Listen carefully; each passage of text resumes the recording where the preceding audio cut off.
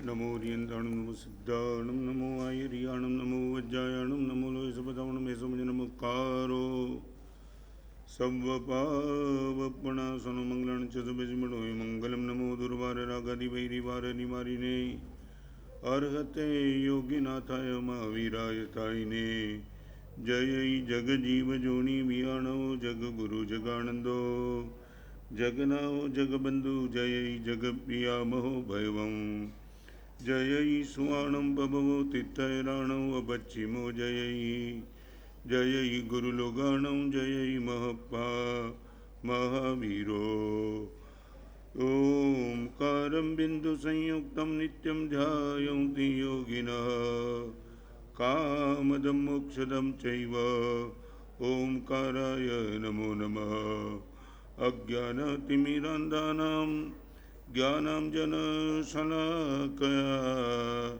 नेत्रमुन्मीलितं येन तस्मै श्रीगुरवे नमः। अनंत उपकारी पूज्यपाद आचार्य भगवान सोमदेव सूरी जी महाराज रचित नीति वाक्यामृत नाम के ग्रंथ में आज तीसरे नंबर के स्लोगन पे हम आएंगे। एक बढ़िया स्लोगन है, युक्तम उक्तम वचो बालाद अपि गृह्णीयात्। संस्कृत शब्द है युक्तम उक्तम वचो बालाद अपि गृह्णीयात्। कोई छोटा आदमी भी यदि मेरे हित की बात करता है, उनको स्वीकार कर लेने में हिचक नहीं रखनी चाहिए। एक महत्वपूर्ण बात आज आपसे करना चाहता हूं।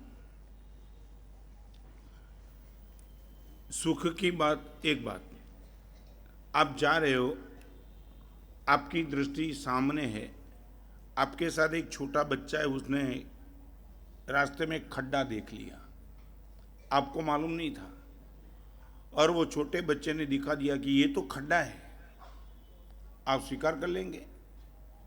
कोई विरोध बिना दीपक भाई स्वीकार करके आप बच्चे को धन्यवाद दो या ना, बात अलग है, मगर उनकी बात का आप स्वीकार कर लेंगे।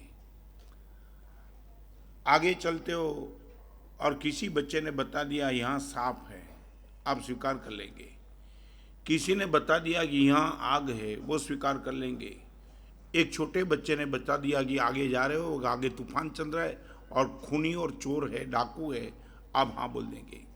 मैं आपसे इतना पूछना चाहता हूँ, खड्डे की बात करने वाला, आग की बात करने वाला, सर्प की बात करने वाला, डाकू की बात करने वाला यदि छोटा बच्चा भी है, हम यदि इनकी बात को स्वीकार करने के लिए तैयार है, तो कभी मेरे हित की बात करने वाला कोई छोटा बच्चा हो, उसको मैं ना कैसे बोल सकता हूँ? आज एक महत्वपूर्ण बात करना चाहता हूँ। हम सुनने के लिए शायद तैयार नहीं है।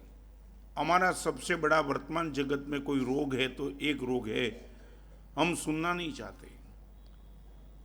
चाहे वो माँ बाप है, चाहे परमात्मा है, चाहे गुरु भगवंत है, चाहे सज्जन। यहाँ तो ये लिखा है कि बालादपि गृह्णीयात्। छोटे लड़के के पास भी यदि आपके हित की बात है तो सुन लेना। आपके पास जो भी नोट है उसमें एक आज की महत्वपूर्ण बात एक बार लिख लो, ताकि पता चले कि पूरा प्रवचन इस पर चलाना चाहता हूं। जब भी सामने वाला कुछ बोलता है तब मुझे क्या ध्यान में क्या रखना है? नंबर एक, कौन कहता है ये भूल जाओ। नंबर दो, कैसे कहता है वो भी भूल जाओ। नंबर तीन, क्या कहता है वो भी भूल जाओ। एक, दो और तीन। नंबर एक, कौन कहता है भूल जाओ, कैसे कहता है वो भी भूल जाओ, वो क्या कहता है वो भी भूल जाओ, किस लिए कहता है, बस इतना ही याद रखो। एक अति महत्वपूर्ण बात, किसने कहा भूल जाओ, क्या कहा भूल जाओ, कैसे कहा भूल जाओ, किस लिए कहा। हमारी नजर क्या होती है, किसने कहा, बोलने वाला कौन है, तू कौन मुझे बोला, तुझे राइट किसने दिया। अरे वो प्रेम से आपके हित की बात करना चाहती कि इस रास्ते पे आप मत जाओ। हमारी नज़र ये है कि कौन कहता है, कैसे कहता है। भाई बोलना है तो जबान संभाल के बोल, थोड़ा ढंग से बोल, क्या कैसे बोलता है, किसने कहा, क्या कहा, कैसे कहा, वो हमारी आंखों के सामने आता है, मगर किस लिए कहा वो एक बार आंखों के सामने आ जाए, वी आर हैप्पी। मुझे भी गुरुदेव ने चांटा मारा है, मगर मैंने वो चांटा नहीं देखा, गुरुदेव नहीं देखा, मगर एक देखा कि किस लिए, किस लिए, मेरे जीवन को बनाने के लिए और बचाने के लिए गुरुदेव का मार भी मैंने सहन किया, और मस्ती से सहन किया, प्रसन्नता से। मार खाने के बावजूद भी गुरुदेव पर प्रेम मेरा इतना ही बना रहा। आज आपको पूछना चाहता हूँ, परिवार क्यों टूट रहा है, कैसे कहा? अरे बात कहने का कोई ढंग होता है कि नहीं, ऐसे कहा जाता है, किस लिए कहा, ये तो कभी मेरी आंखों के सामने आता ही नहीं। बालादपि हितम ग्राह्यम, एक बालक से किस लिए कहना पड़ता है? हमारी शायद नजर है न, बोलने वाला कौन है उन पर जाती है, करीबन करीबन हमारी नजर बस इस पर ही जाती है, तू कहने वाला कौन है, मुझे बोलने वाले बहुत है। अरे भाई मत करो ये। जिस दिन ये बात मेरे दिमाग में आ जाएगी उस दिन हमारा काम निश्चित तौर से हो जाएगा। आपको मैं पूछना चाहता हूँ गंभीरता से, यहाँ तो ये लिखा है कि बालादपि हितम ग्राह्यम, बालाद माने अपी शब्द ये है संस्कृत का कि बाकी से तो सुनना ही है, बच्चे से भी सुन लो। आपको पूछना चाहता हूँ, परमात्मा तो एब्सेंट है, गुरु भगवान से और माता पिता से सुनने की क्षमता अब तक है मेरे पास। मैं बच्चे की बात तो फिर प्रवचन में करूँगा, मगर पहले यहाँ से हम बात शुरू करें कि गुरु भगवान और माता पिता की बात। मैंने पहले दिन भी जो प्रवचन में कहा था कि जिसने जन्म दिया और जिसने मेरे लिए जन्म लिया, दो व्यक्ति आती है, एक माँ बाप और गुरु भगवान। मैं आपसे पूछना चाहता हूँ, इनके पास से हम सुनने के लिए तैयार है? पहले गंभीरता से फिर आगे चलेंगे। बच्चे से सुनते रहना वो बात छोड़ो, माँ बाप से और गुरु से सुनना है। मेरी फेवर में बोलेंगे जरूर नहीं है। आप किसी संघर्ष को लेकर के मेरे पास आओ और आप बोलो कि महाराज साहब हमारा संघर्ष खत्म हो जाए और परिवार के बीच में समाधि बनी रही, इसलिए आप जो भी डिसीजन लो महाराज साहब दे दो, मेरा कोई लॉजिक तर्क नहीं रहेगा, ये तैयारी? जानना चाहता हूं, बालादपि शब्द संस्कृत आप पढ़े नहीं, बाकी कमाल की बात नहीं कि बच्चे से भी सुन लो, बच्चे से सुन लो, दैट मीन्स ऊपर वाले तो सुनना ही है आपको, बच्चे से ही सुनो नहीं, बच्चे से भी सुनो। ए और बी के बीच में फर्क समझते हो? बच्चे से ही सुनो ये नहीं लिखा, बच्चे से भी सुन लो। माने बच्चे से माने जिनके पास बुद्धि कम है उनसे भी सुन लो, तो जिनके पास बुद्धि है और हृदय है उनके तो सुनना निश्चित है। और एक बात, क्रीम कोटेशन, सुनने की जिसकी तैयारी नहीं है वो खुद को संभाल नहीं पाता है। अपने जीवन को संभालने के लिए सुनने की क्षमता आपके पास होनी ही चाहिए, होनी ही चाहिए। जिसने सुनने से इनकार कर दिया वो अपने जीवन को संभाल नहीं पाया, चाहे आपका जीवन था चाहे मेरा जीवन था। दीक्षा लेने के बाद गुरुदेव ने कितनी बार सुनाया है वो प्रश्न नहीं है, मैंने कितनी बार सुना है। और एक बात बताऊं, आपके चेहरे की मुस्कान सुनने के बाद गायब हो जाएगी। रिपीट करना चाहता हूं, आपके चेहरे की मुस्कान सुनने के बाद यदि गायब हो जाएगी तो सुनाने वाला सुनाने के पहले लाख बार सोचते रहेगा, वो बोलेगा जाने दो। हमारे वहाँ उत्तराधीन सूत्र है, एक शब्द लिखा है, शिष्य का सबसे बड़ा दुर्भाग्य उनके सामने गुरु का मौन हो जाना है। रिपीट करूं, शिष्य के जीवन का सबसे बड़ा दुर्भाग्य गुरु का उनके सामने मौन हो जाना है। जब शिष्य गुरु के सामने आकर के खड़ा रहता है और गुरु बिल्कुल बोलते नहीं है, इससे भयंकर उनका कोई दुर्भाग्य नहीं है। वो चाहेंगे गुरुदेव बोलो, मैं आपके चरण में आया हूँ, मेरे माँ बाप को छोड़ के आया हूँ, मेरे जीवन का कल्याण करने की, आप ही तो मौन हो जाएंगे तो दुनिया में मुझे कहने वाला है कौन? तो ये बात यदि आपके जीवन में आ जाए, शिष्य के सामने गुरु का मौन हो जाना वो दुर्लभ दुर्भाग्य है। तो यही बात मैं आपसे कहना चाहता हूँ, बच्चे के सामने माँ बाप का मौन हो जाना वो बेटे का भी भयंकर दुर्भाग्य है। आज वो स्थिति आ चुकी है, माँ बाप बच्चे को बोल नहीं पाते, बोलना बहुत कुछ चाहते हैं और भी इनके जीवन को बचाने के लिए। कोई माँ बाप का निजी स्वार्थ नहीं कि तू मेरी सेवा करो, मेरी नहीं, बिल्कुल नहीं। मगर बेटा ये मोबाइल से बार बार बात करता है, जीवन डिस्टर्ब हो जाएगा। ये गलत दोस्तों के साथ तू दोस्ती करता है, तेरा जीवन खड्डे में जाएगा। He is not ready to hear, वो सुनने के लिए तैयार ही नहीं। मैं आपसे पूछना चाहता हूँ, वो बच्चे की बात नहीं करना चाहता हूँ, इस सभा में, इस माहौल में जो भी बैठे उनको पूछना चाहता हूँ, हमारी मानसिकता सुनने की है। यदि मैं खुद को संभालना चाहता हूँ, सुनने की ताकत मुझे रखनी ही पड़ेगी 100%। गौतम स्वामी ने भगवान महावीर की सुनी है। 50,000 केवल नानी के गुरु और भगवान महावीर कहते, गौतम तू चूक गया, मिच्छामृत देने के लिए जाना पड़ेगा। ये गया। आप ये मानते हो कि मेरा जीवन आज इतना यदि अच्छा आपकी दृष्टि से बन चुका है, तो मैं निश्चित तौर से सुनने में मेरा 100% मार्क है, 35 नहीं 100%। कभी कभी गुरुदेव को मैं जाकर के बोल भी देता था, गुरुदेव मेरे मन की बहुत चिंता मत करना, यदि आपको लगी कि मेरा हित इसमें है, मेरा मन बिगड़े, इनकी चिंता मत करना, मेरे आत्मा को बचा लेना, आप जो चाहे वो बोलते रहना। आप चाहते हो इसके लिए तैयार? जानना चाहता हूं फिर आगे। सुनने की हमारी मानसिकता की नहीं, एक चाटा कोई मारने वाला नहीं है, सिर्फ सुना दिया। क्या दिक्कत क्या थी? ये पिक्चर में मत जा यार, ये थिएटर में मत जा, ये लड़के के साथ मत जा। चाहे मैंने आपको किया कि 8-8 घंटा 12-12 घंटा तुम बाजार में मत घूमो, तो मुझे क्या है? आपके प्रति का मेरा ईर्ष्या का भाव है, आपको दुखी करने का भाव है। मगर मैं जब बोलता हूँ कि 8 घंटे 10 घंटे ज़्यादा हो गया, अभी बाजार में घूमने का बंद करो, और तुम ये बोलते हो गुरुदेव तो बोलते रहे संसार छोड़ के निकले, उसको क्या पता। अरे, और एक बात मैं कहना चाहता हूँ गंभीरता से, यदि मेरे गुरुदेव निखिल भाई, बहुत गंभीर कोटेशन है, मुझे सुनाने वाला यदि कोई आज भी है, तो इसका अर्थ इतना है कि उसको मेरे जीवन में अभी भी इंटरेस्ट है। समझे मैं क्या कहना चाहता हूं? मेरे माँ बाप आज गच्छाधिपति सूरत में विराजमान, यदि वो मुझे कुछ कहते हैं, रत्न सुमा ये नहीं चाहिए, ये अच्छा नहीं है, तो इसका अर्थ क्या हुआ?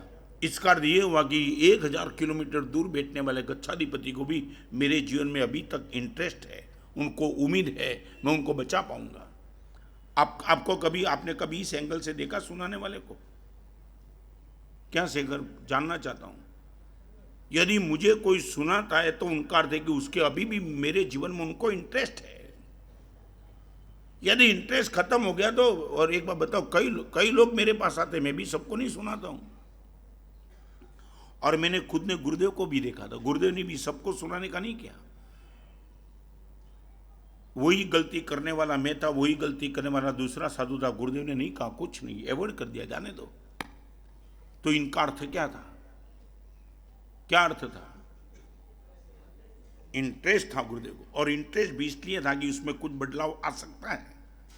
तो कभी भी आपने इसके लिए मानसिकता बनाई कि गुरुदेव मुझे सुनाओ, माँ बाप सुनावे, गुरुदेव सुनावे, भगवान सुनावे, कोई भी आदमी मेरे हित की बात सुनाए। फिर से रिपीट करना चाहता हूँ, कौन कहता है, क्या कहता है, कैसे कहता है नहीं, किस लिए कहता है, बस इतना गोल आंखों के सामने रखो।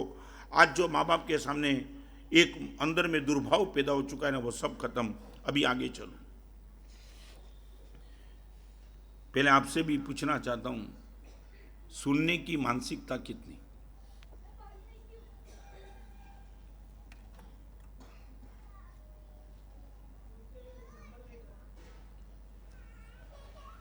एक बात बताऊं, प्रसन्नता से सुनने के बाद निश्चित तौर से अमल आएगा, और अमल नहीं भी आएगा तो बड़े प्रेम से। अब आपने मैंने मुझे भी गुरुदेव ने जब सुना है तो मैं घंटे के बाद आंख में आंसू के साथ गुरुदेव को, गुरुदेव आपने जो बताया वो बिल्कुल सही है, मगर मेरी मर्यादा इतनी है कि मैं गुरुदेव इनका इम्प्लीमेंट नहीं कर सकता हूँ। तो गुरुदेव ने बोला ठीक है, जाने दे। कभी जीवन में बहुत ऐसे प्रसंग आए, गुरुदेव ने जो कुछ भी कहा मैंने जीवन में वो अमल किया, वो नहीं है, मेरी मजबूरी भी मैंने दिखाई दी गुरुदेव को।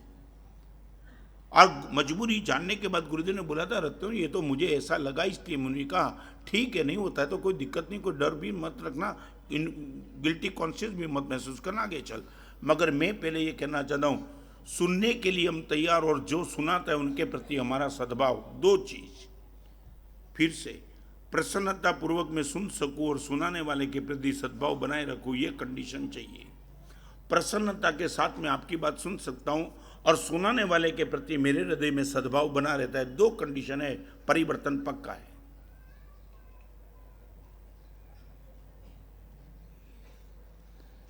क्या लगता है गणेश काका, क्या? नहीं, जानना चाहता हूं।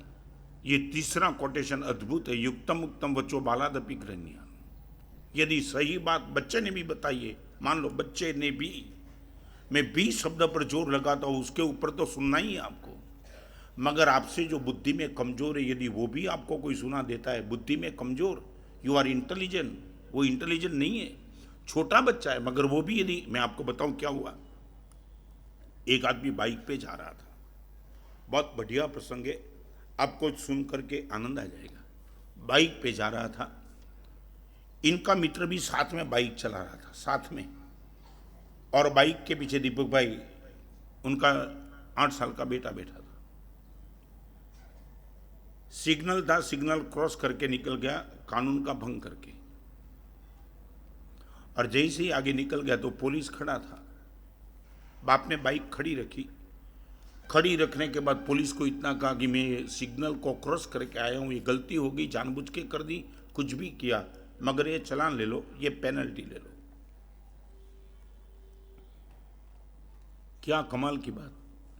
तब उसका मित्र था ना, उसने इतना एक प्रश्न पूछा ना कि पुलिस ने तो तुझे पकड़ा भी नहीं, और पुलिस को मालूम भी नहीं है, पुलिस ने तुझे ये सिग्नल क्रॉस करते हुए देखा भी नहीं है, फिर भी तू पुलिस के पास सामने से जाकर के पेनल्टी भर रहा है, इसका कारण क्या है। क्या बढ़िया जवाब दिया उसने। बोला, एक बात बताऊं, पुलिस ने मुझे नहीं देखा है, मगर बाइक में मेरे पीछे बैठने वाले लड़के ने मुझे देख लिया कि मैंने अपराध किया है, कल आने वाले दिनों में वो भी अपराध कर सकता है, इसलिए मैंने पेनल्टी भर दी। क्या कमाल की बात। मेरे बेटे को मैं कोई गलत मैसेज देना नहीं चाहता कि तेरा बाप, आपको पूछना चाहता हूं, कभी भी आपने ये सोचा आपके बेटे ने कोई सही बात बता दी कि पप्पा रात को 12-2 बजे तक बाहर जाते हो, कभी तो घर में जल्दी आते रहो, आप इनका मुंह तोड़ डालेंगे। और एक बात, माइंड युवक है, कॉन्शियस बच्चा है, ये क्लैरिफिकेशन समझ लेना। आपके पास यदि नोट है तो लिख दो, माइंड हमेशा युवक होता है, कॉन्शियस हमेशा बच्चा होता है। युवक माने सशक्त, ताकत वाला, और बच्चा कमजोर होता है।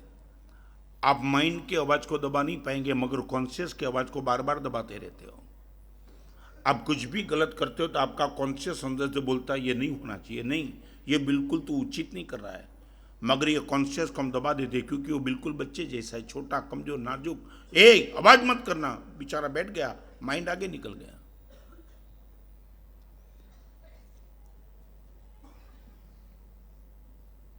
जब डबल बात आई तब आपने किसका सुना। डबल बात आई, कॉन्शियस ये कहता है कि उपदान से निकलना नहीं है, माइंड बार बार बोलता है कि साला कहां पहुंच पाएंगे। सच बोलो, किसकी मानते हो। और एक बार बताओ, उपदान से वही निकलेगा जो माइंड की मानेगा, कॉन्शियस वाला निकल ही नहीं सकता, नेवर। वो तो बोलेगा कि दुनिया में कष्ट कहां नहीं है, यहां ही कष्ट है क्या। दुनिया में कष्ट के बाद भी कष्ट का बुकिंग है, यहां कष्ट के बाद तो प्रसन्नता का बुकिंग है। कष्ट बिना तो तुम्हारा संसार भी कहां चल रहा है, संसार में कोई कष्ट नहीं है, यूं बोलते हो, पूरा पूरा का पूरा कष्ट से भरा हुआ है। हम गद्दे बनकर तो भूखे बहुत रहे, मजूर बन के भी नौकरी बहुत किए, माँ बाप के सामने गाली देता है एक सेठ जब नौकर को, तो सेठ कुछ नौकर बोल भी नहीं सकता है, तेरे बाप का ना था, वो बाप के सामने गाली आने के बाद भी वो मजूरी करता है, कुछ बोल नहीं सकता। यहाँ तो इतनी इतनी व्यवस्था बनाई है, क्या क्या दिक्कत क्या है, कुछ नहीं, बस थोड़ा जमता नहीं। अरे संसार में भी जमने वाला, और मैं ये बात बताऊं, सीधा मार तो कोई भी नहीं है। आज हमारा साधु जीवन इनका ही चलेगा, गारंटी के साथ बताता हूं। साध्वी जी है, चाहे हम हो, चाहे कोई भी हो, स्पिरिचुअल के मार्ग पर आने वाले का उसका ही जीवन चलेगा। माइंड को अवॉइड करके कॉन्शियस की सुनते रहेगा तो मैं बताऊं, माइंड कितना भी जोर से बोलता है, कॉन्शियस की आवाज थोड़ी छोटी है, मगर वो छोटी आवाज को निगलेक्ट करने का पाप कभी मत करना। इस सभा में बैठने वाले को पूछना चाहता हूं, सच बोलो, सुनने की मानसिकता, फिर आगे चलना चाहता हूं, यहां रुकना नहीं चाहता हूं, सुनने के लिए हम तैयार। हित की बात आज से कि पहले थे,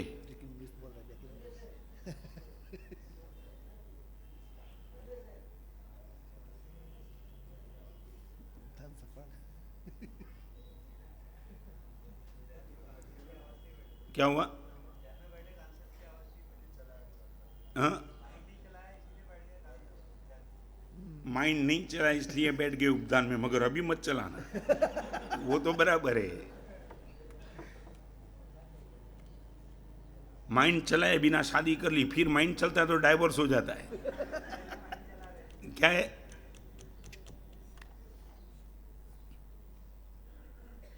ये माइंड बदमाश है, तुम इनको कभी अच्छा मानो ही मत।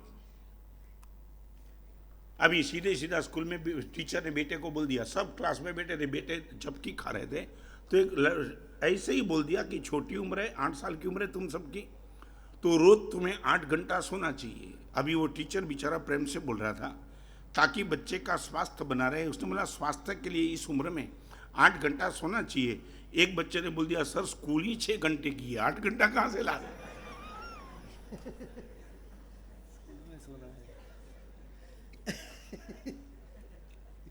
6 घंटा नींद ही ले रहा है वो। उपदान क्या है? ओके, आप एक काम करो, कभी कभी निखिल भाई क्या होता है, पैसा चाहिए ना तो गहने रखना पड़ता है, होता है ना। अब एक काम करो, 47 दिन माइंड मेरे पास दे दो, 47 दिन के बाद आपका माइंड आपको दे दूंगा, मगर अभी माइंड मत दौड़ाओ। क्या है? 90% या 90% क्या, इसमें परसेंटेज आता नहीं। आप बोलो साहब सब दे दिया मगर थोड़ा रखा, मर जाएंगे। हाँ ठीक है, 90% लोगों ने दे दिए, बताओ तो अभी मेजोरिटी को बोल देना कि 10% वाले को खींच जाए। अभी आगे चलना चाहता हूं, रिपीट करना चाहता हूं, जिस किसी के भी जीवन की प्रगति और विकास दो बात अलग है।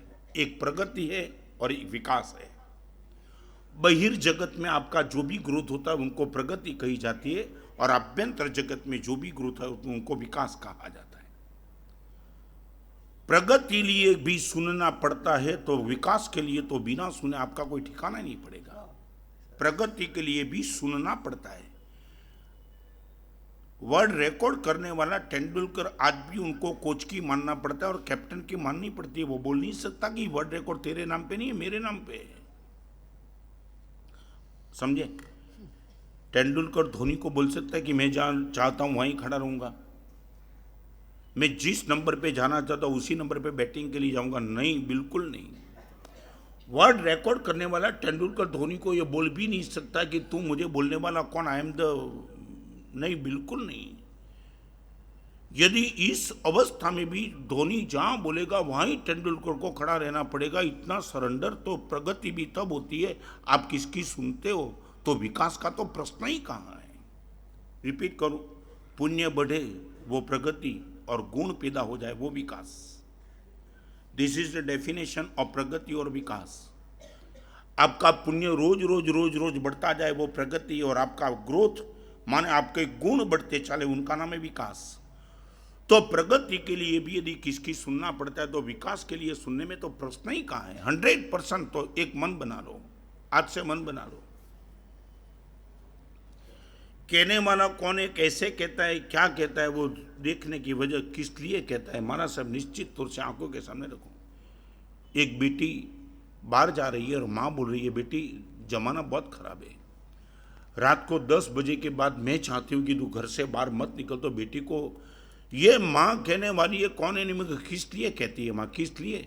बेटी के मौत शोक पर क्या प्रतिबंध लगाती है? बिल्कुल नहीं। वो बोलती कि जा, मगर एक बात, जाती है तो रात को अंधेरा होने के पहले वापिस आ जाना। तो माँ ने क्या गलत कर दिया, क्या गलत कर दिया, क्या गलत बोल दिया? मगर वो बेटी माँ के खिलाफ आ जाती है, मुझे बोलना ही नहीं। क्यों? मगर सिर्फ इतना नहीं कह सकती है। मैं बताऊं, मेरी बात आज बात निकली तो मैं बताऊं गंभीरता से आपको निखिल भाई, एक लगेगा कि जीवन कैसे बनता है। मैं समेत शिखर की यात्रा पे गया था,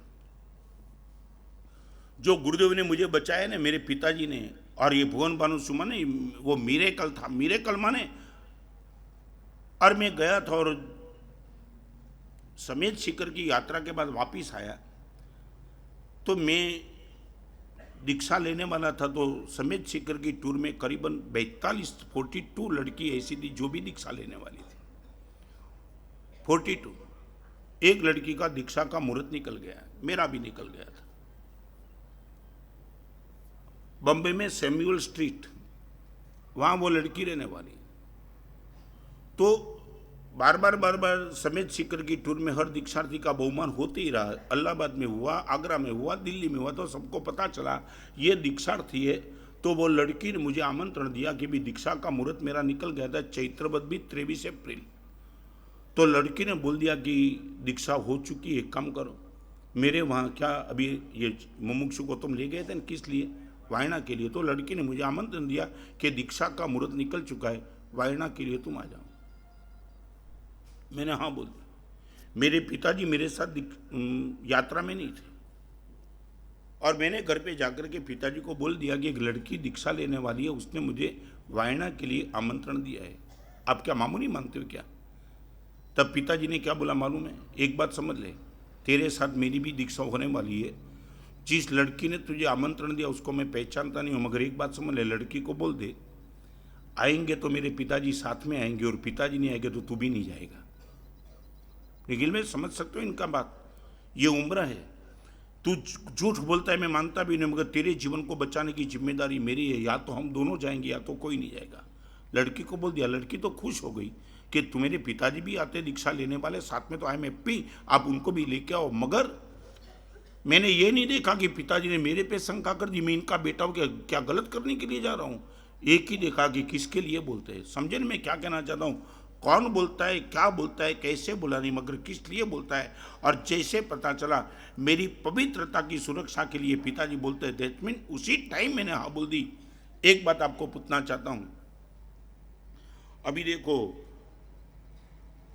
कमेंट की बात नहीं करूँगा, मैं आपसे पूछना चाहता हूँ, मेरे गुरु भगवान को मेरी चिंता करने की छूट कि मेरे पे शंका करने की भी छूट? जल्दबाजी से जवाब मत देना। मेरे गुरु मेरी चिंता करे, वही मैं चाहता हूं कि मेरे पे शंका भी करने की उनको छूट है।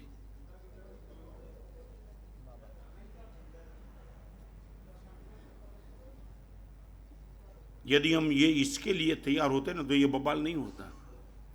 जब लड़की 10 बजे तक घर में नहीं आती है तो माँ चिंता भी करती है ना, चिंता भी करती है क्या हुआ होगा, एक्सीडेंट का जमाना होगा, कोई हुआ तो नहीं होगा, वो घूमती रहती है। लड़की में भी पॉसिबल अपनी सहेली के साथ होटल में वो नाश्ता करती होगी, मगर माँ की वेदना उसने कभी देखी नहीं होगी। 10 बजे 10:30 बजे बार बार लॉबी में आकर के देखती है, किसको पूछती है, कोई हॉर्न बजता है, कोई फोन भी आता है तो उसके मन में होता है क्या हुआ। तो एक लड़की की माँ चिंता भी करती है, और 11 बजे के बाद लड़की आती है तो माँ पूछ भी लेती है ना कि कहाँ गई थी, ये शंका है। मेरे माँ बाप को मेरी चिंता करने की छूट है, मेरे पे शंका करने की छूट नहीं। क्या मेरे पिताजी ने मेरे पे शंका की तो वो अकेला नहीं जाएगा, चिंता तो करते। तो मेरी चिंता करे वो मुझे पसंद है, और मेरे पे शंका करे तो मैं माँ बाप पर टॉर्चरिंग करता हूँ कि मुझे मुझे मेरे पे शंका कर दो, क्या मैं गलत कर रहा हूँ? अरे बाप बोल रहा है तू मोबाइल में किन के साथ बात करते आधा घंटे, तो क्या मैं गलत कर रहा हूँ? अरे शंका करने की छूट है बाप को। तू यदि सही है तो बोल दे, पिताजी को मेरे फ्रेंड के साथ में बात करता हूँ, और ये बात चलती है। नहीं,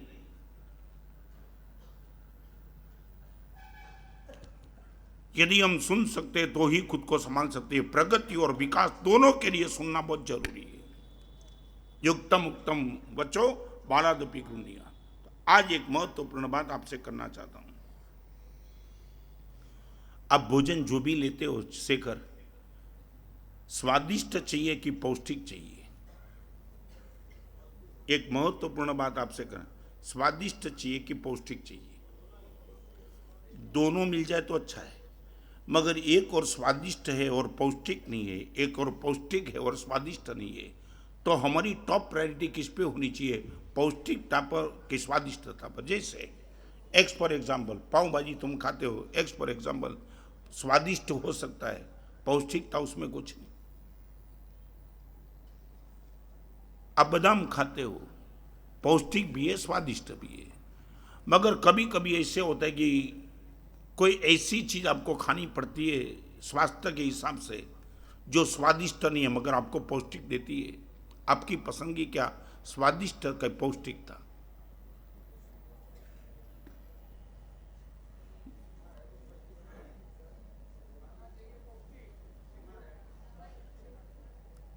मैं सिंसियरली पूछ रहा हूं, शरीर का स्वास्थ्य बनाने की क्षमता स्वादिष्ट में कि पौष्टिक में?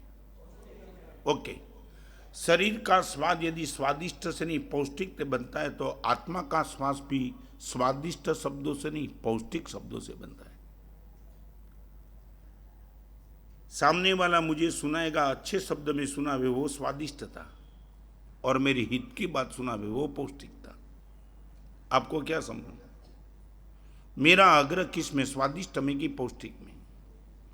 आपको मानो नहीं, अकबर की सभा में राजा होते हैं, फिरा हुआ दिमाग होता है उनका, क्या मुंह से कभी निकल जाए तो सीधी बात, वो तो 1 2 3 करते हैं। बाजू में बैठा था बीरबल जैसा, तो बीरबल को बोल दिया, बीरबल आज मन में एक प्रश्न आया, तो क्या बोलो। बुद्धि करती क्या है और बुद्धि क्या खाती है और बुद्धि कहाँ रहती है? 3 प्रश्न का जवाब चाहिए, और 3 दिन में जवाब नहीं मिला तो तुझे दिल्ली से निकाल दूंगा। ये राजा होते हैं, अधिकार वाले हमेशा लिए ऐसी बात करते हैं। बीरबल हैरान, अभी बुद्धि क्या करती है, माने वो तो हजारों जवाब है बुद्धि का।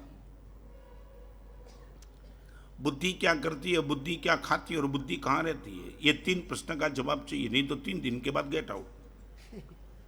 अभी बीरबल रास्ते से जा रहा था तो बीरबल के चेहरे पे हमेशा मुस्कान रहती थी। एक छोटा सा लड़का जा रहा था, उसने बुद्धि बीरबल के चेहरे पे ऐसा लगा कि थोड़ा चिंताग्रस्त है, तो उसने बीरबल को पूछ लिया कि आप कोई चिंता में हो? अभी अकबर के दरबार में बैठने वाला बीरबल और पूछने वाला कौन?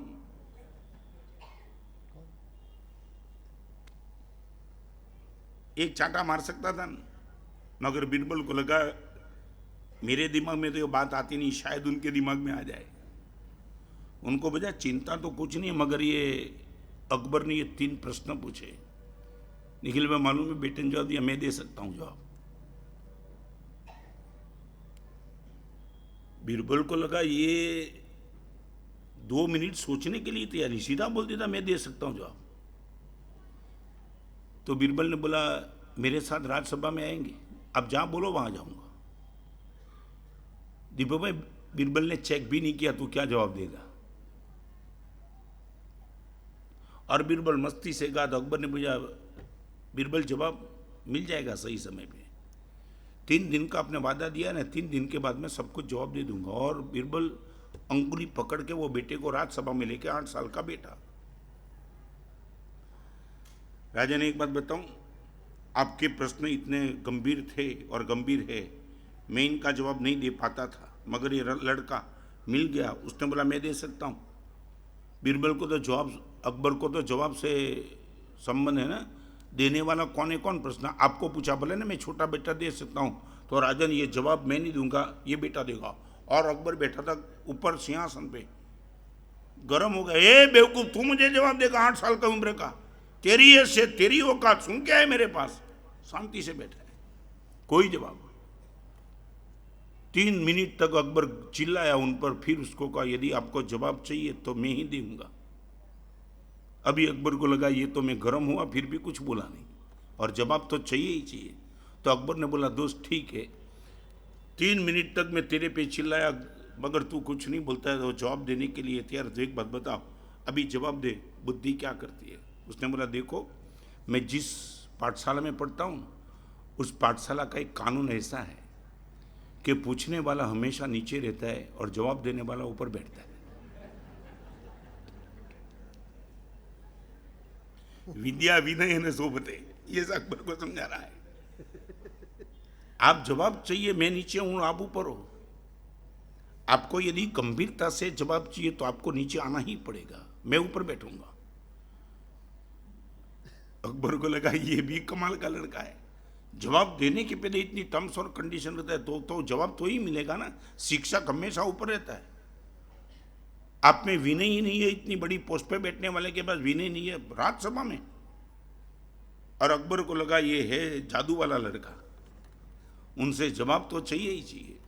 तब उसने बोला ठीक है चल तू आ जा ऊपर, मैं बैठता हूँ नीचे। और वो मर्दांगी से ऊपर चढ़ गया अकबर नीचे बैठा और अभी पूछता है कि अब बोलो आप क्या पूछना चाहते हो। उसने बोला मालूम नहीं है, अब फिर से जवाब चाहिए तो मेरे सामने कुछ मत बोलो। ये लड़का, और अकबर को इतनी तलब थी कि जवाब तो चाहिए ही चाहिए। तब उसने पूछा बोल बुद्धि क्या कर सकती है, तो कि बुद्धि राजा को नीचे उतार सकती है। मैंने उतार दिया आपको।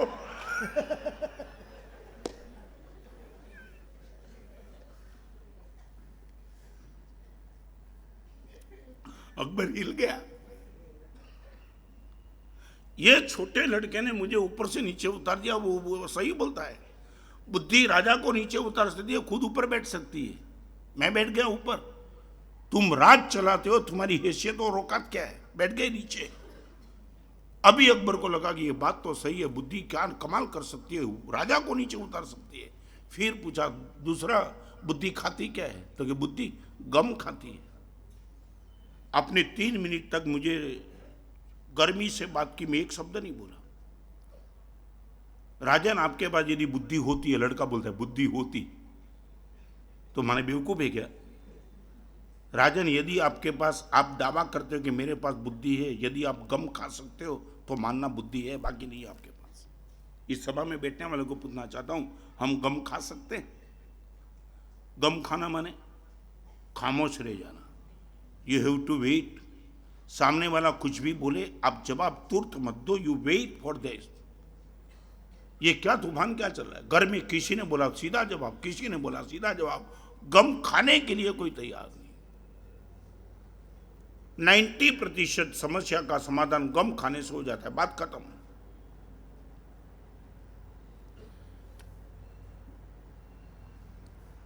बुद्धि क्या कर सकती है, नहीं, बुद्धि क्या खाती है, बुद्धि गम खाती है। मैं आपको पूछना चाहता हूं, सच बोलो, ये गम खाने में दिक्कत क्या है? ज्यादा से ज्यादा नुकसान क्या हो सकता है? यदि हमने गम खा ली तो क्या तकलीफ क्या है? और एक बार बताओ, जो खून होता है ना, वो गम नहीं खाने से होता है ना। मैं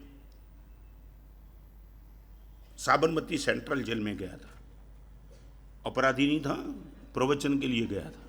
तुम बोलो माना साहब भी जेल में जाके आए, प्रवचन के लिए गया। वहां प्रवचन 1400-1500 कैदी थे, उनके बीच में किया निखिल भाई। 8 ऐसे लोग थे जिनको फांसी की सजा डिक्लेयर हुई थी। मैंने एक को, और कमाल की बात, जब मैं गया ना, हारमोनियम पे सब बैठे थे और जो संगीत चलाया, मेरी आंख में आंसू आ गए।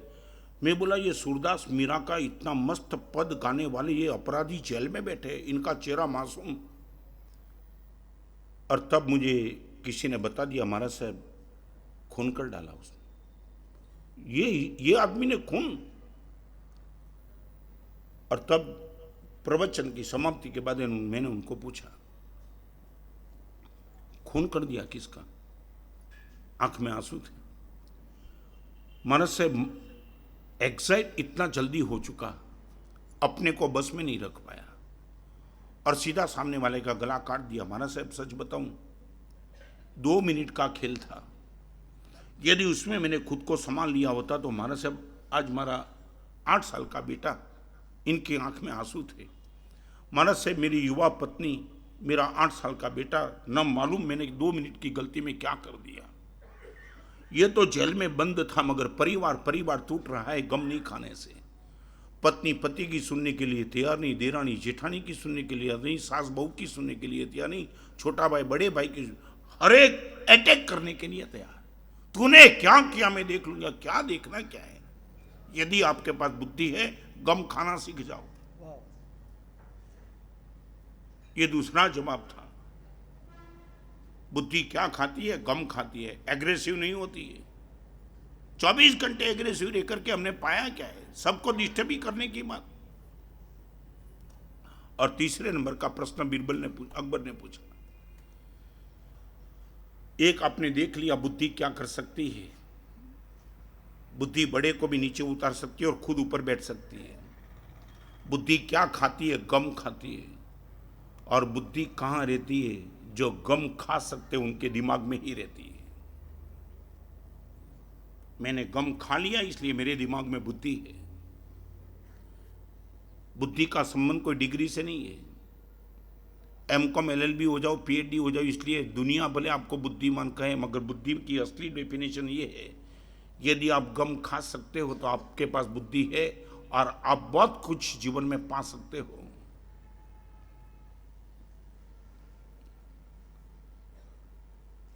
मुझे जवाब दे पाएंगे आपने? गम खाने में क्या दिक्कत क्या आती है? नहीं, प्रेम से पूछता हूं। किसी ने चलते चलते किसी ने बोल दिया, नहीं हम गलत थे, फिर भी बोल दिया ए थोड़ा सोच के चल, क्या इसमें क्या बिगड़ गया? जानना चाहता हूं। मजबूरी से नहीं, मर्दानगी से। सामने में जवाब दे सकता था, फिर भी मारा साहब गम खा लिया। और आज जब मैं मेरे गुरुदेव को याद करता हूं तब मुझे लगता है हमारे अपराध के सामने गुरुदेव ने कितना गम खाया। गम खाने के बाद भी गुरुदेव प्रेम ही देते रहे। आज वो पास्ट हमारी आंखों के सामने है कि अपराध कोई कम नहीं किया है, बहुत अपराध किए। गुरुदेव के मन को चुभन भी हुई, रत्न सिंह तू ऐसा कर सकता है? कभी कभी बड़े शांति से बैठा था, तब गुरुदेव ने यह भी बोला, रत्न सिंह तेरे से ये उम्मीद नहीं थी। पूरी रात रोया था। ये प्रेम तुझे दीक्षा दी तब ये उम्मीद नहीं थी कि तू ऐसा बोल सकता है, तू ऐसा कर सकता है। तो मेरे सामने गुरुदेव ने कितनी गम खाई, आज मैं यहां बैठा हूं। अब आपके पिताजी को भी पूछ लेना, कभी पिताजी जिनके जिंदे हैं या तो पिताजी स्मृति पथ में है, तो आप आपके पिताजी को याद करते रहना, तब पता चलेगा कितनी गम खाई होगी तब आप बड़े हुए। हर आपकी गलती का पिताजी ने एग्रेसिव होकर के जवाब नहीं दिया है। कहीं वो ठीक है, बेटा है, आज नहीं तो कल सुधरेगा, मैं बाप हूं, मुझे तो गम खाना ही चाहिए। ऐसा कॉम्प्रोमाइज करते करते करते करते पिताजी गम खाते चले और आज अब ऊपर उठे। मैं पूछना चाहता हूं, गम खाने में क्या दिक्कत क्या आ जाती है? क्या?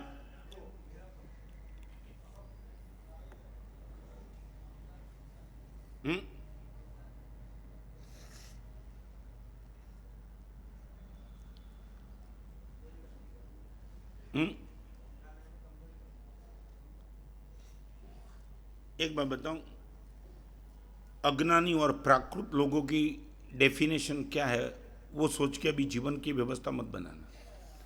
आप गम खाते हो और सामने वाला बोलता है तू कमजोर है, उनको मन पे ही मत लो।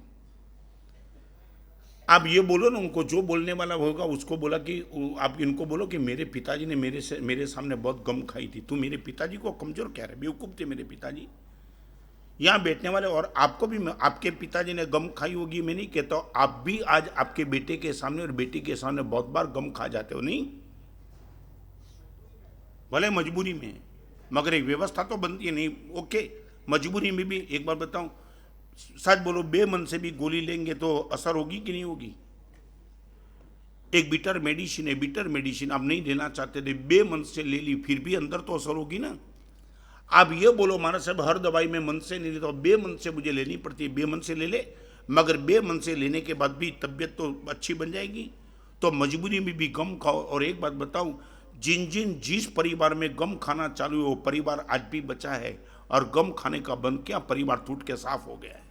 तुम मुझे क्या समझाते हो? सारी दुनिया तुम्हें भले बोलती रहेगी कि गम खाना वो कमजोरी, आप बोलेंगे आज परिवार मेरा बचा है, एक ही कारण है, गम खाने का हम सीखे हैं। और बेटा भी बाप के सामने गम खाता है, बाप बेटे के सामने गम खाता है, सास बहू के सामने, बहू सास के सामने, धीरानी जेठानी, हर एक को गम खाना जरूरी है। और आप जो बोले वो अभी में उन पर फोकस, 15 मिनट और बची है, एक जीवन का एक अच्छा रास्ता मिल जाएगा। हम गम इसलिए नहीं खाते, हमारे अहंकार चुपता है, यही जवाब है। आपको मैं एक ही कोटेशन में सब बता दूं, प्रेम और परमात्मा का दुश्मन अहंकार, इनके साथ हमारी मैत्री कैसी? यदि आपके पास डायरी है तो लिख दो, जिस अहंकार को हम संभालने के लिए तैयार है वो अहंकार प्रेम और परमात्मा का दुश्मन है। जिस अहंकार ने मेरे प्रेम को खत्म कर दिया, जिस अहंकार ने मुझे परमात्मा से दूर किया, उनके साथ मेरी मैत्री। अब इनको संभालना चाहते हो?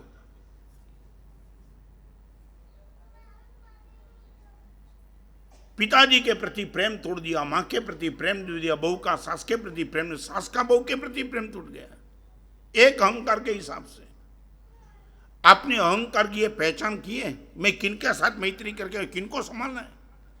जिसने मुझे परमात्मा से दूर कर दिया, जिसने मेरे परिवार से दूर कर दिया। प्रेम और परमात्मा का एक नंबर का दुश्मन अहंकार है। और ये अहंकार के साथ मेरी मैत्री, उनको बचाने के लिए मैं भगवान के खिलाफ, गुरु के खिलाफ, माँ बाप के खिलाफ, उपकारी के खिलाफ सब कुछ कर सकता हूं। मैं आपके साथ नहीं रहूंगा, मैं अलग जाता हूं। किसके लिए मैं बोलता है तुम? माँ बाप के सामने, ये अहंकार को संभालने के लिए। पहले ये पूछना चाहता हूं, सच बोलो, मैंने जो डेफिनेशन अहंकार की बताई, पहचान, वो आपको बराबर फिट बैठती है? प्रेम और परमात्मा का एक नंबर का कोई दुश्मन है, व्यसन भी नहीं है, पाप भी नहीं है, अहंकार है। पाप करने वाला फिर भी परमात्मा के पास वालिया वाल्मीकि बन सका। अंगुलीमाल भी एक सन्यासी बन चुका। इतना भयंकर पापी, सबको खत्म करने वाला भी प्रेम से जीत गया बुद्ध की। चंड को सिख हार गया महावीर के प्रेम के सामने। और आपने अहंकार को संभाल लिया, जिस अहंकार ने आपको खड्डे में डालने के सिवा कुछ काम नहीं किया। और एक बात बताऊं,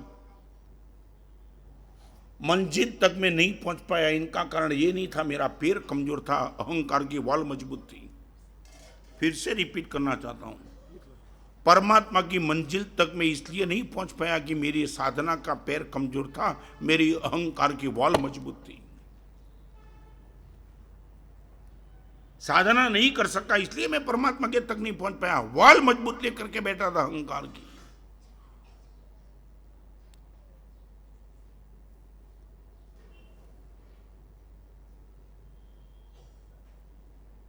कभी कभी तो सच बताऊं, आंख में आंसू आ जाते। जिस अहंकार मेरे मां से मुझे दूर किया, बाप से दूर किया, भाई से दूर किया, भाभी से दूर किया, गुरु भगवान से दूर किया, मित्र को मेरे से दूर कर दिया, उसको मैं संभाल के बैठा हूं। यही मेरा दोस्त रहेगा।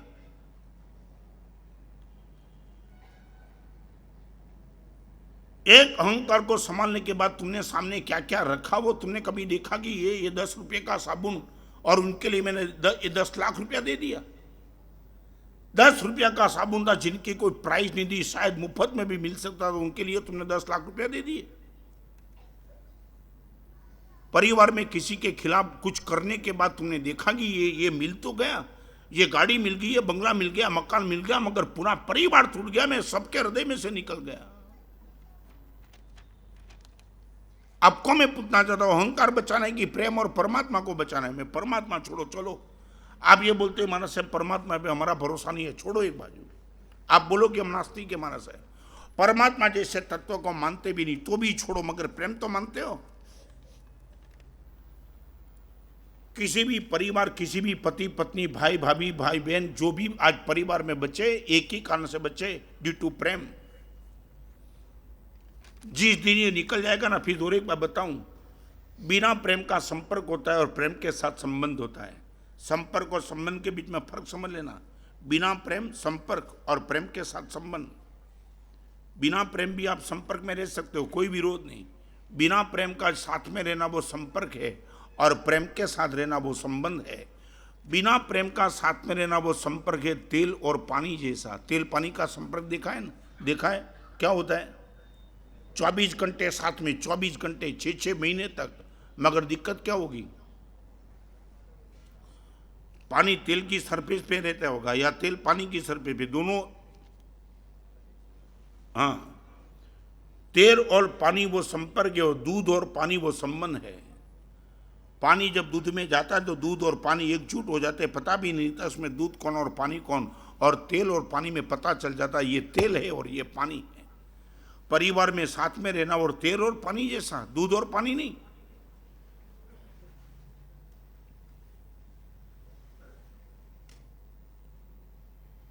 ये बंबई का। कभी कभी ये मेरे साधु भगवान का कुछ पास्ट पूछने की मनाही है, बाकी मैं बता सकता हूं। कोई राजस्थान का, कोई कच्छ का, कोई सौराष्ट्र का, कोई बंबई का, सबका खून अलग, फिर भी एक साथ हम रह पाते।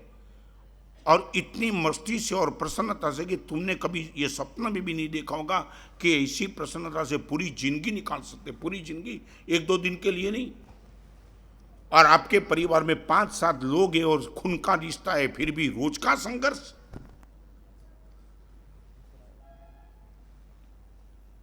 करीबन करीबन परिवार की स्थिति यह है कि घर से जल्दी बाहर निकलना और घर से लेट जाना है। क्यों? मगर खुद का घर है, जल्दी जाने का मन क्यों नहीं होता है?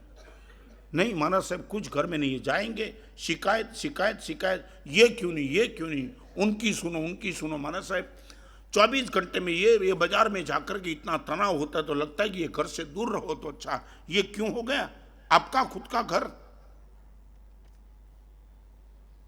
जिस अहंकार को आप मित्र बना के बैठे, वो अहंकार प्रेम और परमात्मा का 1 नंबर का दुश्मन है। जिस दिन ये बात आपके दिमाग में आ जाए, सच बताऊं मुझे तो बहुत दुख होता है। मैं कर भी तो कुछ नहीं सकता हूं, मगर कई व्यक्ति को पूछता हूं, नजदीक आने का बंद कर दिया। और जो वो रीजन दिखाता है ना निखिल भाई, कभी कभी लगता है हम कर भी तो क्या सके। मेरी नजदीक आने का मैंने इसी जगह पे प्रवचन में एक बार बोला था कि माली के साथ आपकी न जमे तो भी बगीचा छोड़ने का पाप मत करना। बगीचा को संभालने वाला माली यदि उनके साथ आपकी अनबनी बन गई, मगर बगीचा को छोड़ दो। आज माली छोड़ने के बाद बगीचा छोड़ने वाले, उद्यान छोड़ने वाले भी बहुत लोग हैं। अभी उसको मैं एक बात बताऊं, सर बोलो, उद्यान को छोड़ने में पुष्प को नुकसान है क्या? पेड़ को नुकसान है? पौधे को नुकसान है? नुकसान किसको? किसको नुकसान? जिस उद्यान में जाकर के मजे से आपको सुवास मिल सकती थी, सौंदर्य मिल सकता था, पेड़ की छाया मिल सकती थी, तुमने अवॉइड कर दिया। नहीं, वो बगीचा में मैं नहीं जाऊंगा। बगीचा को क्या नुकसान है? नुकसान था वो सब आपको था, और आपने किसके लिए किया? सिर्फ अहंकार को संभालने के लिए किया।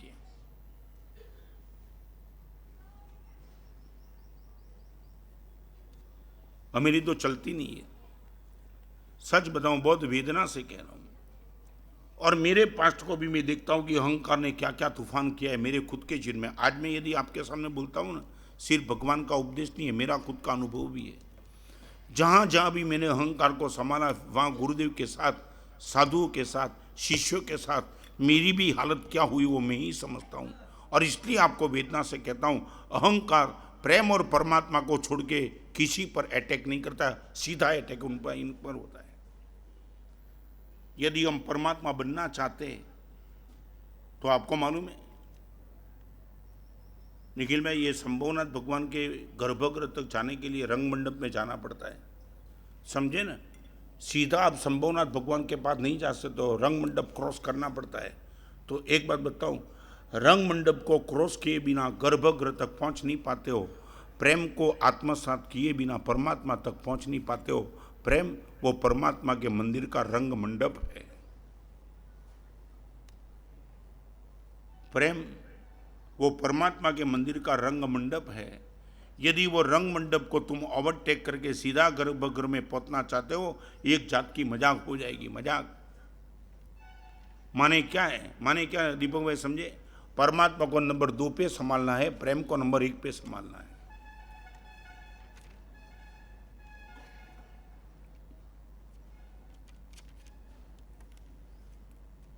हमने ऐसे रिक्शा वाले देखे, ऐसे रिक्शा वाले 7 बजे सेठ की ऑफिस छूटती है और सेठ यदि रिक्शा में जाता है वो सबसे पहले वहां खड़े रह जाता है। शेखर क्या दिया होगा?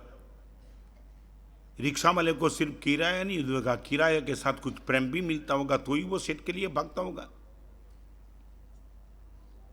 आज भी कल्याण में एक भाई है, सीए है, मैंने पहले बताया था, सीए है। ऑफिस बंद करके जब भी निकलते मेरे पास आए तो मैंने कहा, महाराज साहब मेरा वॉचमैन है ना, वो रिक्शा चलाता है।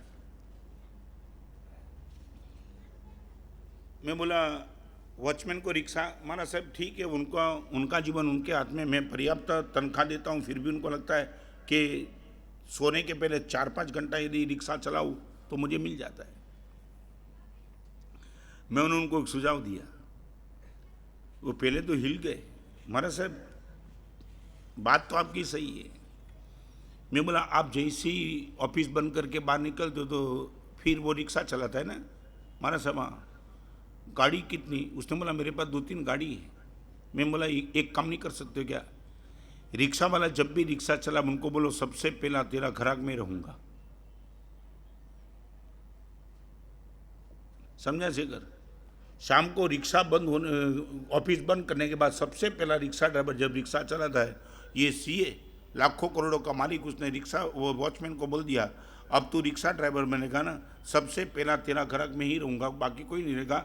मेरे पास 2 गाड़ी है, 2 गाड़ी खाली जाएगी, मगर मैं तेरी रिक्शा में जाऊँगा। और महाराज साहब रिक्शा वाले की आंख में जो आंसू आ गए। ये सेठ लाखों करोड़ों का टर्नओवर करने वाला सेठ, उनको मैं लेके जाता हूँ। महाराज साहब आज तक कभी पैसे की बात नहीं की, मगर उसके मन में जो भाव, महाराज साहब उसने कभी ये मांगा भी नहीं सा, मैंने तो उनको पैसे से भी ज़्यादा दे दिया, मगर वो समझ नहीं पाता है कि मेरी रिक्शा में सेठ खुद बैठ सकता है सबसे पहले, 2-3 गाड़ी होने के बावजूद। ये क्या था? और अहंकार को नंबर 2 पे रखना पड़ता है रिक्शा में बैठना, वो भी। हाँ, कई लोग तो मैंने ऐसे देखे नंगे पैर खाली जाते हैं, मगर किसी के स्कूटर के पीछे नहीं बैठते। हाँ, क्या है? हाँ, स्टेटस। सामने वाला रिक्शा वाला, वो बाइक वाला बोलता है कि आ जाओ मेरे पीछे, और आपका अहंग चुपता है, मैं और तेरी बाइक में पीछे बैठी हूँ, भिखारी हूँ। अरे भिखारी की कहाँ बात है? तुमने तो अहंकार को इतना सजाया है, इतना सजाया है। मैं अहंकार का कपड़ा उतारने के लिए बैठा और तुम अहंकार को अलंकार पहनाते हो। करूँ तो भी क्या करूँ? क्या है? अहंकार को गिराने का रास्ता, सच बोलो, अहंकार करने के लिए आपके पास है क्या? नहीं, ये तो बताओ। आप बोलते हो अहंकार को गिराने का रास्ता, मैं बोला क्रिएट ही कैसे हुआ? है तो कुछ नहीं। क्या है तुम्हारे पास? रूप है, संपत्ति है, सत्ता है, क्या है? क्या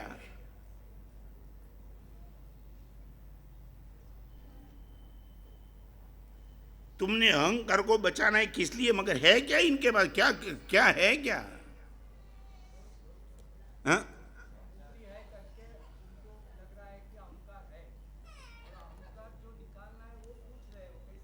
मैं बोला अहंकार को निकालना है, मैं बोला क्रिएट जैसे किया ऐसे रवाना कर दो।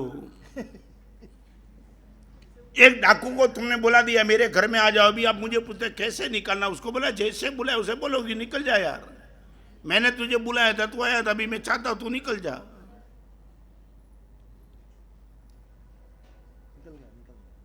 और एक बात बताऊं, जिसको इजी गो नहीं होता है उसको ईगो कहते हैं। इजी गो, आप बोलो और निकल जाए, ऐसा अहंकार होता तो यहां तक तुम बैठे ही क्यों? आपने जो बोला इनका सही जवाब यह है, अहंकार को निकालने के लिए क्या करना, बस इतना करो, प्रेम और परमात्मा का दुश्मन, इनके साथ मेरी मैत्री नहीं होगी। एक छोटी सी बात बता के समाप्त करता हूँ। निखिल भाई, किसी एक व्यक्ति के साथ मेरा एक लगाव है, मगर उनके परिचय में आने के बाद जैसे मुझे पता चलता है ये मेरे गुरुदेव के खिलाफ है,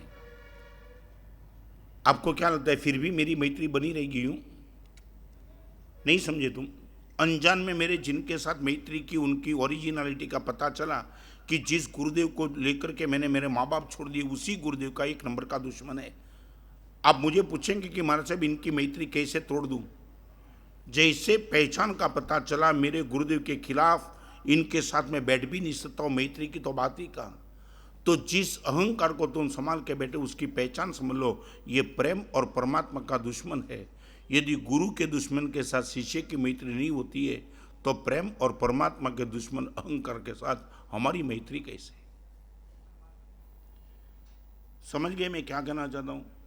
युक्तम उक्तम वचो बालादपि गृह्णात्। मुझे लगता है कि 46-7 डेज निखिल भाई रोज ऑपरेशन होगा। हम इतने मरीज है बेकार कि डॉक्टर ने तो हमारे नाम से स्नान कर लिया है। स्नान कर लिया, समझे ना क्या? हाँ, ये बिल्कुल गया बीता है, मगर फिर भी वेंटिलेटर पे रख करके भी मुझे उम्मीद है। हाँ,